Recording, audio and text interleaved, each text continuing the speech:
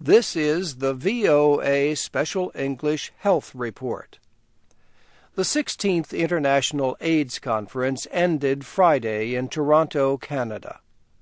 All week there was discussion of the need to do more to prevent HIV, the virus that causes AIDS. Speakers called for educating and empowering women to give them more control over their bodies. The delegates also discussed research on male circumcision as a possible way to reduce the spread of HIV. Early studies have suggested that the removal of the foreskin from the penis may reduce the risk of infection. But AIDS experts say they are waiting for results from additional studies to confirm these findings. Delegates also heard calls to speed up the development of microbicide gels to help protect women against HIV during sex.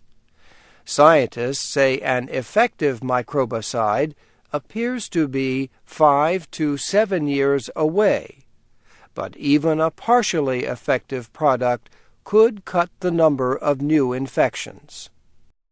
Research also continues on a vaccine to protect against the virus.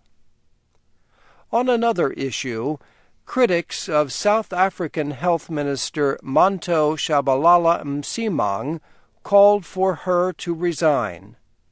They say she continues to support traditional treatments like beetroot, garlic, and lemon over antiretroviral drugs. These drugs are designed to suppress the growth of HIV. The government of President Thabo Mbeki started to supply antiretroviral drugs a few years ago, but critics say only a small percentage of those in need receive them. AIDS has claimed more than 2 million lives in South Africa. Stephen Lewis, the outgoing United Nations Special Representative for AIDS in Africa, spoke at the close of the conference. Mr. Lewis called South Africa's actions wrong, immoral, and indefensible. South African health officials rejected his statements. The World Health Organization wants everyone who needs antiretroviral drugs to receive them by 2010.